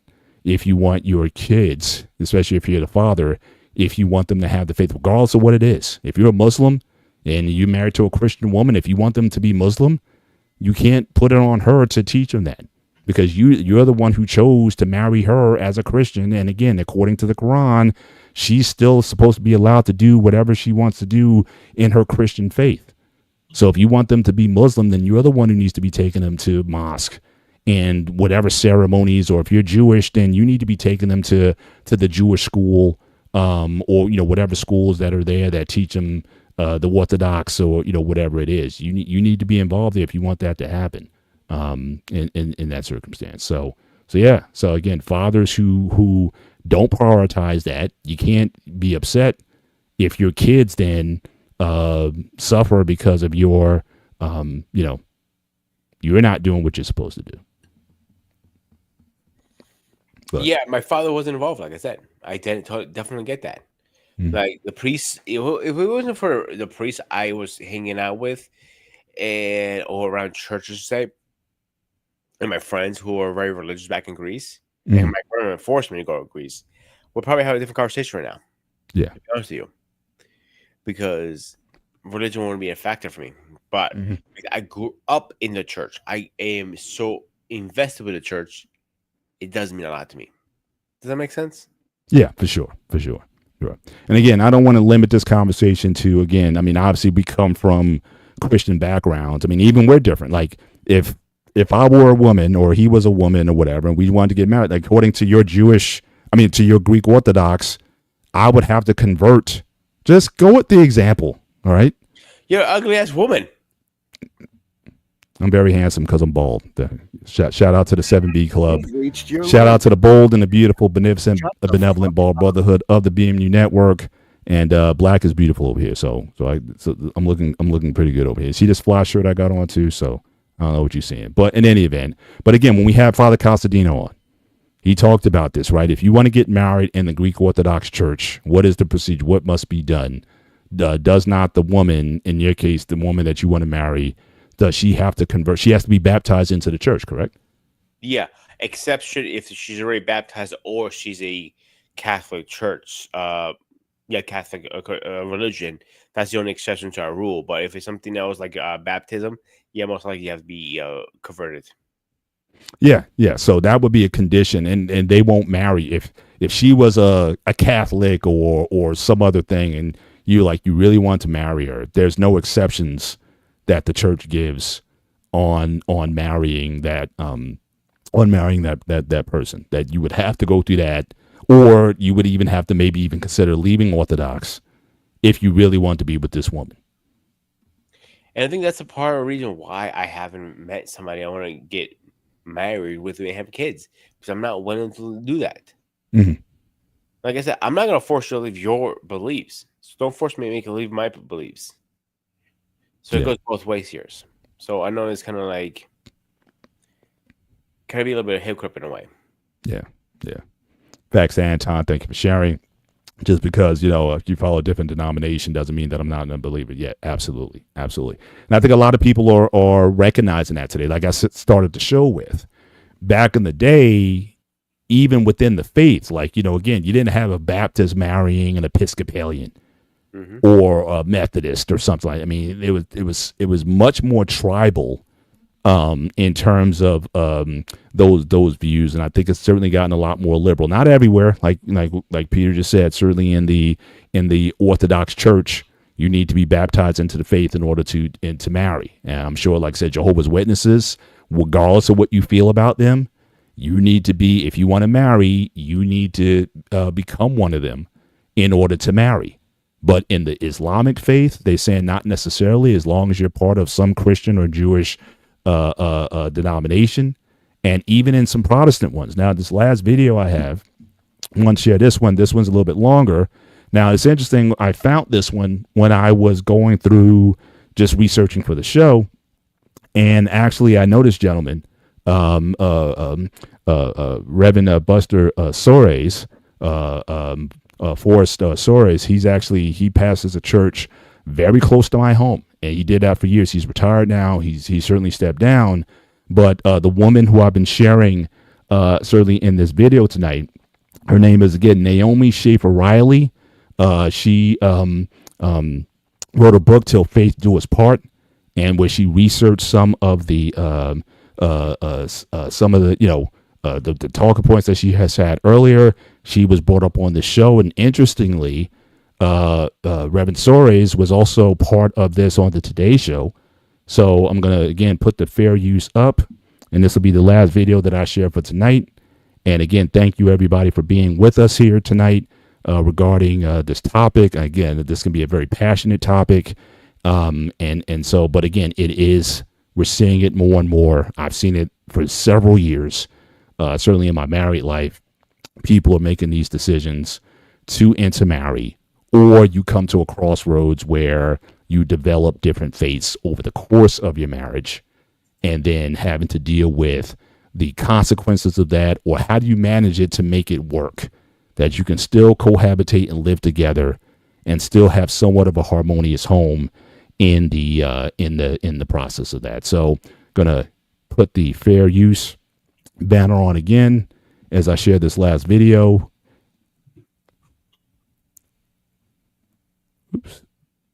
Put that on, go back and share it. And the video is a little bit grainy. This was from 2010, but when I saw him, it's like, oh, I know that guy. I met him personally. So let me try to share this guy, and we'll talk about, again, the idea of marrying. And I did not know this about this gentleman actually before I saw this. So even more so, this was a surprise to me when I saw it. But hopefully this will be useful. All right. DeForest Soares is the senior pastor at the First Baptist Church of Lincoln Gardens, and Naomi Riley is a former editor at the Wall Street Journal and is now working on a book about interfaith marriages. Good morning to both of you. Good morning. Pastor Soares, let me begin with you. Obviously, with more and more couples getting into interfaith marriages, lots of issues arise, from baptisms to burials.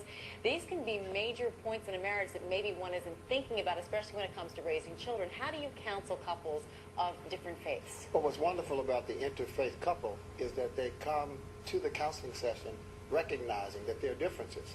Unfortunately, we often take so much for granted when we are dealing internally that we miss some conversations that we should have.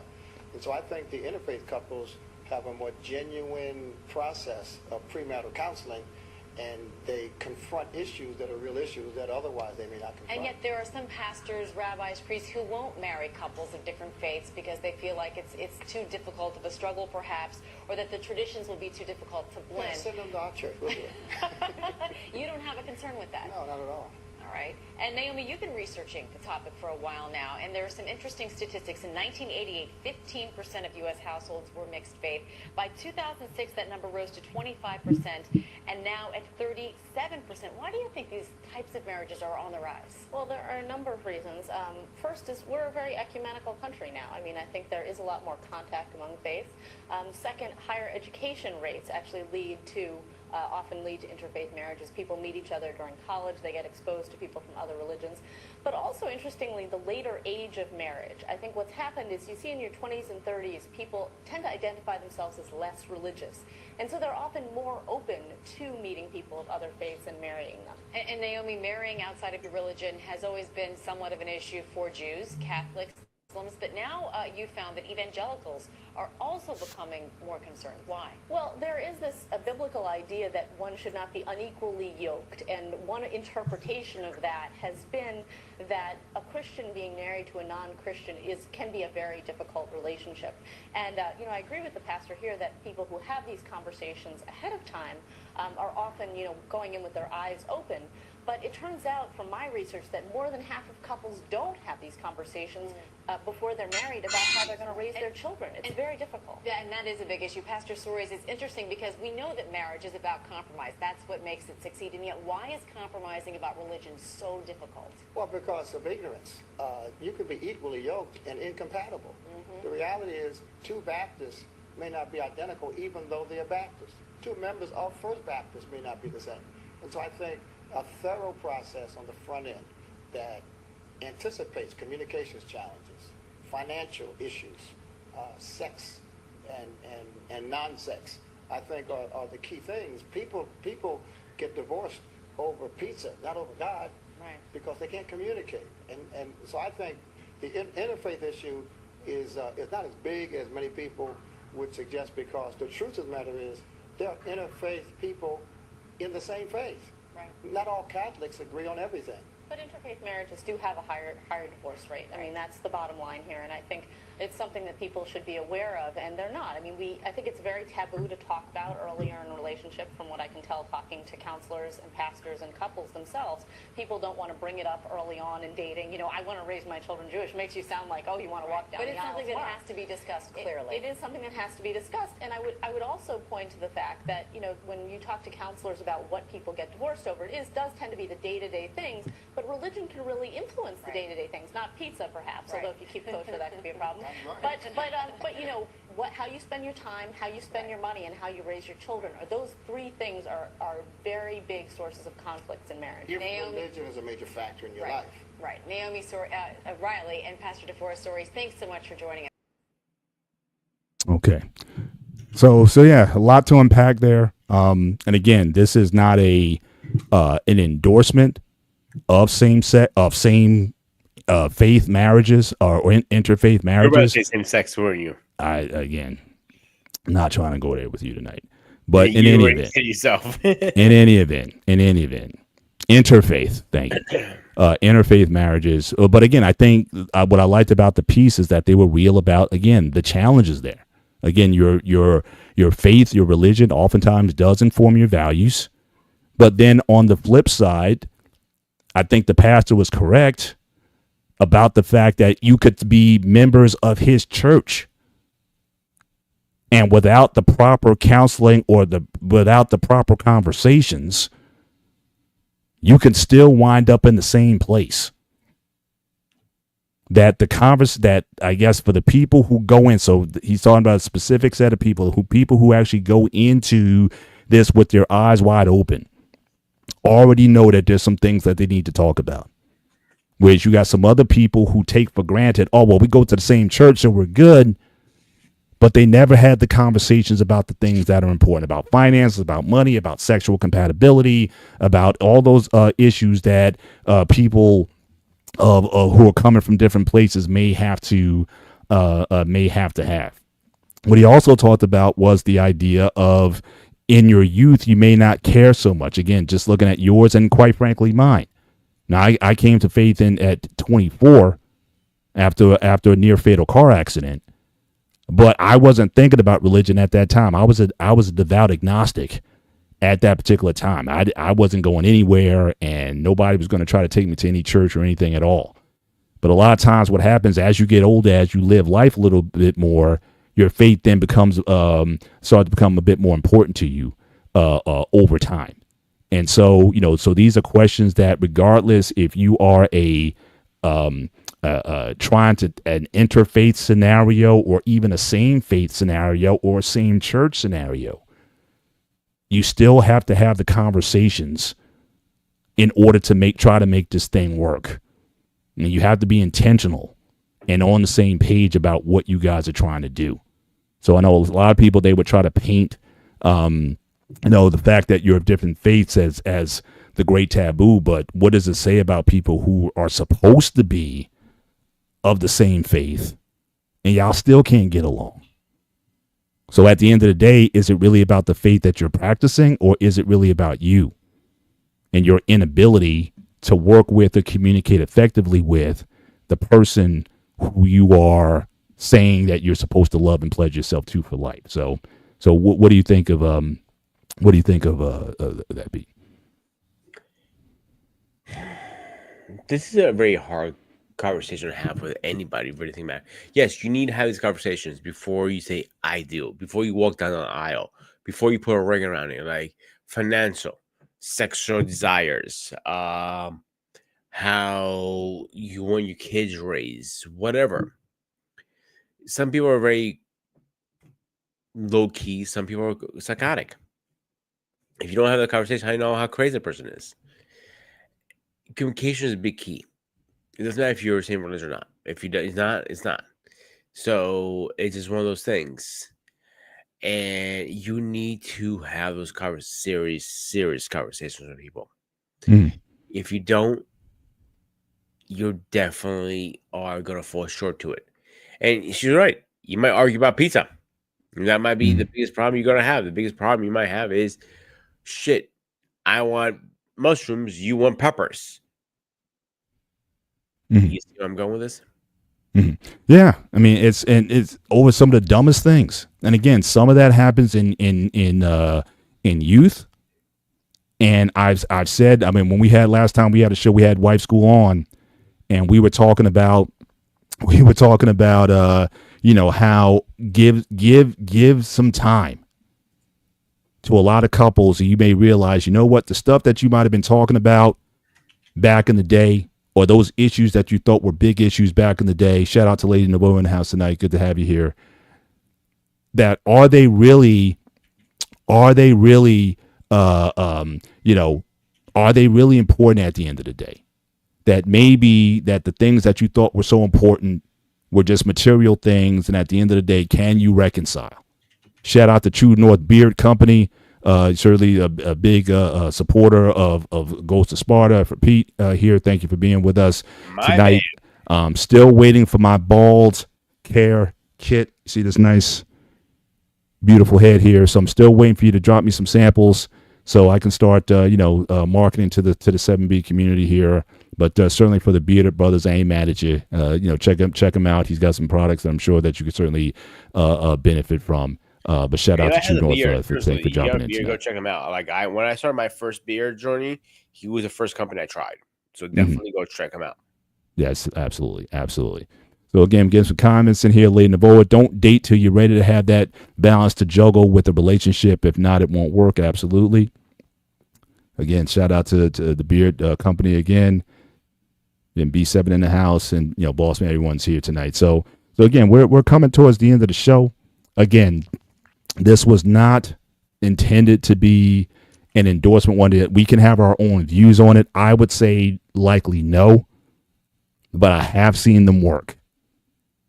And when I've had the opportunity to ask people how they were able to work, it came down to some of the things that we always talk about.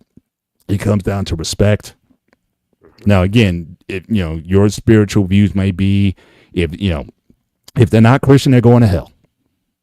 or if they're not of this certain faith that they're going to hell. And I don't believe in that. okay, I'm just saying. I mean, for those people, there's no compromise there.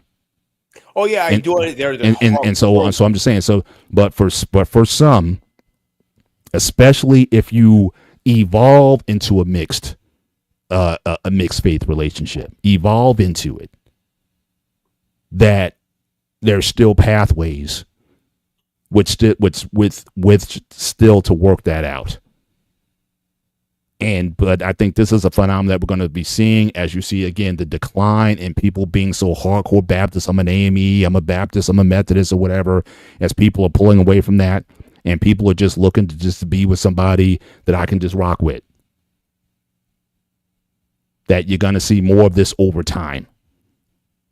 And you can say infidel or whatever, anathema, or whatever you want to label it. It's going to be just as you have more interracial marriages, you're going to see more interfaith marriages that are going to be coming down the pike as well. You think so?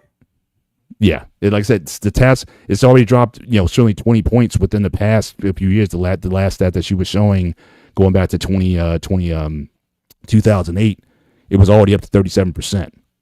So yeah, I think this is, as people start to look at religion either as something as a negative, which is happening. And again, the churches haven't done a lot to thwart that image. We all know about the scandals, right? I mean, the big thing in the black church this past week was this guy Marvin Sapp been talking about locking the door, closing the doors and trying to get $40,000 out of the people and whatnot. That didn't go over very well. So people are already thinking that the church is all about money and just trying to get money out of people and telling them stuff to feel good and not. So it already has issues. And some people actually respect other faiths like Muslims because, again, at least the impression is they're a little more genuine and more serious about theirs. They take their faith more seriously. And so, yeah, I think that, like what Wife School was saying earlier about some of the relationships that she had with the Muslim man, obviously it's not forbidden in Islam. Don't be surprised if you see more women who may go in that direction, as long as the husband does not prohibit them or make them feel less than because they're not Muslim. From what I understand from the Quran, a Muslim man is not supposed to do that. You're supposed to still be able to freely exercise your faith as a Christian within that relationship. So again, there's a certain respect and reverence for the Judeo-Christian faith within Islam that some people in the near future might find a lot more appealing. So yeah, I do think it's something that will continue to grow, just like people are just all the tribal barriers that we've been seeing in that we grew up with. You only marry these people, you only stay with these people and whatnot. I think a lot of people are just starting to I think a lot of people are just getting away from all that stuff. They're saying at the end of the day, we're human beings on this human journey, and they're like, I just want somebody to travel the path with me. And even when it comes to faith, again, if you're hardcore, then only someone of your faith will do. I can't see an Amish person marrying out. I just can't see that. Those people are pretty hardcore. Yeah, they are. It's only time you see them marrying out when they want to leave the lifestyle. It's not even leave the religious lifestyle because it's too much. It's a lot to handle. Living the old way because they think that electronics is the way of the devil, and it's not it. Yeah. So again, a lot of last comments. Remember the Haitian church a few years ago had to stick up. That stick up doing service. Now that guy's in prison now. Because he got some money out of one of his worshipers and tricked out of some money, and now he's in prison now for a fight. He was called I forget the bling pastor or something like that. Now he's in prison for 5 years. And so again, the church hasn't done a whole lot to improve its image. But in any event, again, just want to thank everybody for being with us tonight. And again, gray area, we want to cover these. Louis says by drinking, but agreeing with is my space part. So again, hopefully this was a good conversation tonight. I certainly appreciate the passions of everybody that was on. Edaman Williams, who was certainly on with us earlier tonight. Appreciate his participation in the show. And like I said, a couple weeks we're going to have a call-in show. You guys want to call back in and chop this up with us? We're more than willing to do that. But it's just two guys. Hopefully you guys do, because you guys keep talking smack by when we drop the link. Nobody wants to come up. That is true. You want to call them out? Call them out. Call them out. I call every single person. You guys want to talk smack? In 2 weeks, the co-show in. Next week we have one scheduled after the show after that. That's what date is that? The 19th. Even the date. So what is it? I think it's the 19th. I'll tell you right now. Paul. 19th or the 20th. So the 20th. Yeah. Co-show the 20th. I call you guys out. Every single one, you fuckers. You want to talk shit in the chat? Here's your opportunity. In 2 weeks, put me in my place. If you have the balls. There you go. All right. Any closing comments as we come to the end of the show? Don't change your beliefs for who you are, because that's who makes you and unique. If you're gonna have to change your beliefs for a woman, she's not for you, and vice versa. So make sure whatever relationship you get into, you're not changing who you really are. I'll leave it to that. Mm-hmm. Yeah, and the last thing I would say, I think Boss Man, he might have brought this up earlier. At the end of the day, all you can do is lay a foundation for your children. Because again, some of the concerns that was brought up tonight was about children. And I think Boss Man said it correctly. Look, I know plenty of PKs, right? Preachers' kids who are just out there in buck wild. And I know kids who grow up with no religion at all are pretty devout in the religion that they chose. So at the end of the day, children are going to make up their own minds in terms of what faith or religion they're going to follow, if at all. All you can do is just be the best example. Show them love and what love looks like, especially if you are of the same faith or interfaith or no faith at all. Can you show them love? And can you show them what respect looks like? I think at the end of the day, I think those are the best things that you can give to your children. But then ultimately, they're going to make the decisions about what they who are they going to serve and what they're going to what they're going to believe. And so, again, for those who are in interfaith or considering that, or if you're dating somebody who's of a different faith than you are, like anything else, you have to weigh and say, is it going to be worth it for you to go through that process for the long term? Are you guys built and ready for the long term? Can you work that out? I think it is possible, but it's going to take, just like any relation, it's going to take some. I hate calling it work, because I don't think relationships are work. I think it's just a matter of you just being very mindful and conscious about the decisions and the conversations that you have with this individual as you go on with it. And so again, for those who are interfaith, I'm not trying to break them up either. I think any and all marriages are under God. I believe that. And so again, what God put together, let no man put asunder. And if you guys are interfaith or whatever, again, I'm not trying to break you guys up. I'm saying, if anything, yeah, it'd be good guys come to one accord on all matters if you decide to get into one faith or the other. But I'm pro marriage, whether it be same race, same or interracial, same religion. But if you do happen to find yourself as interfaith, I'm not trying to break you guys up.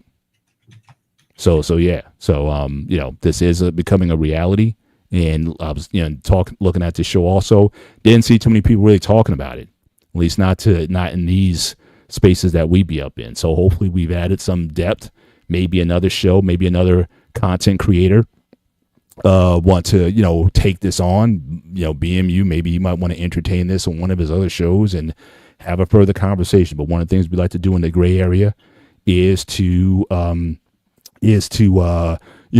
spark conversation, spark let this be a drop that then ripples out, and we can have other people talking about that. I'm still optimistic, lady. I'm pro marriage, but now it's like a fairy tale dream.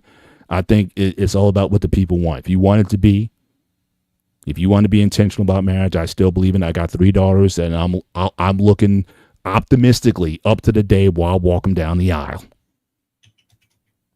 And so I'm not getting off of that, and we're working towards that. I'm trying to give them a mindset that builds towards it. And so, so again, I think, it's definitely very much possible. But again, people have to make a decision to make it so. And if they do, then I think things will work. So with that, them Christ coming back. Is he coming back for me, though? Hopefully he's in that case. Braxton, you're an interesting dude, man, but I appreciate you being out here tonight. You've been giving them up a whole night. Yeah, keep trying, keep trying, lady, the boy. Praying for you out there, and that God gives you the desires of your heart. And all right, this is gonna be the last one, Braxton. You came guns barrel tonight. You just came look. I figured that they had no other choice but to pay. I have to check out the video. I read a bit about it. I didn't watch the video. But hopefully this has been informative. But for myself, Mr. Bennett, he is. This is Sparta! This has been The Gray Area on this Sunday. You guys have a great week. Take care. God bless. And we'll see you next time. Good night.